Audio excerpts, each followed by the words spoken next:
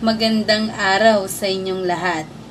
Ngayon ay tuturo ko sa inyo kung paano malaman o kung paano mapaamin ang iyong asawa kung mayroon ba siyang kabit o nangangaliwa ba siya.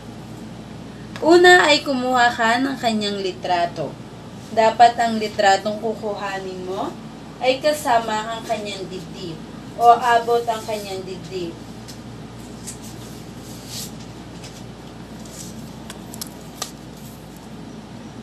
Kapag sinabi kong litratong kasama ang dibdib, hindi kailangan na siya ay nakahubad.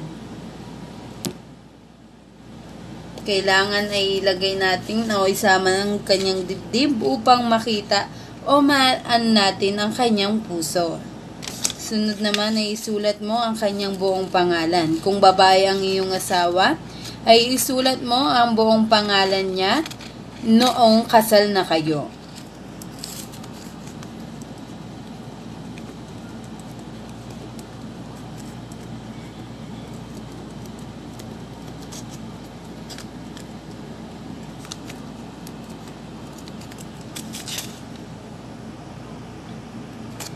Pagkatapos ay kumuha ka ng patakan mo ang banda niyang puso ng patak ng mga kandila.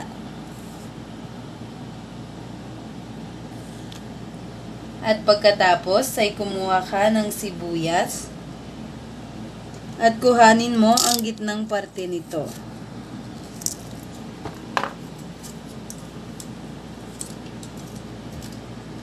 Pagkatapos ay idikit mo ito sa bandang puso niya, sa may pinatakan natin ng kandila. At kumuha ka rin ng bawang at hiwain mo ito sa gitna na paganto. At ilagay mo rin ito sa gitna. At huli. At patakan mo ito ulit ng kandila. At pagkatapos, ay maglagay ka ng dinurog na paminta. Ang gagawin nito ay papakatihin nito ang kanyang puso, ang kanyang konsensya upang umamin sa iyo kung siya ba ay mayroong bago nangangaliwa. Pagkatapos ay sugatan mo ang iyong daliri.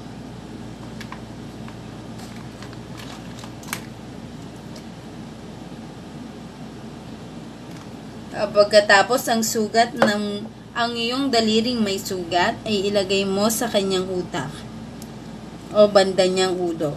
Ngayon, ang gagawin nito ay ililipat niya ang iyong pagmamahal o ang iyong nararamdaman sa kanyang utak. Habang ganito, habang nakalagay ang iyong daliri sa kanyang ulo, ay isipin niyo ang mga masasayang memorya niyong dalawa.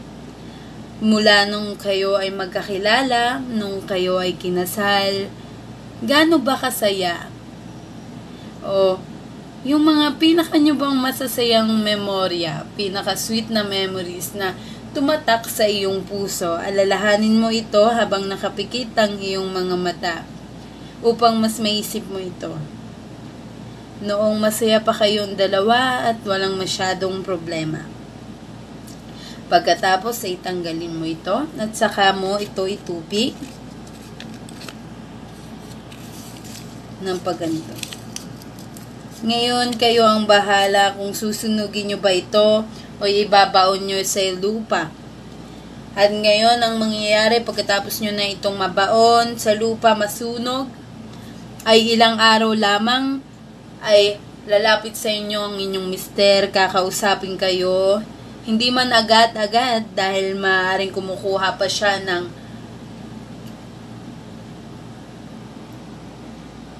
tiyempo o ang inyong misis, kumukuha pa siya ng tiyempo upang sabihin sa inyo na siya ay nangangaliwa o ganito.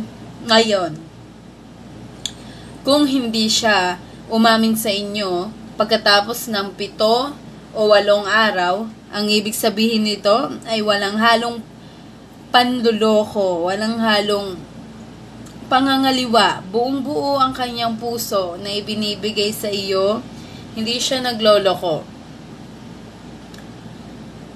Ngayon, ay kayo ang bahala kung gagawin nyo ang spell na ito. Wala itong magiging masamang epekto sa inyo at sa inyong asawa. Maraming salamat sa inyong panonood. Huwag niyong kalimutang i-like ang video na ito at mag-subscribe sa Philippine One.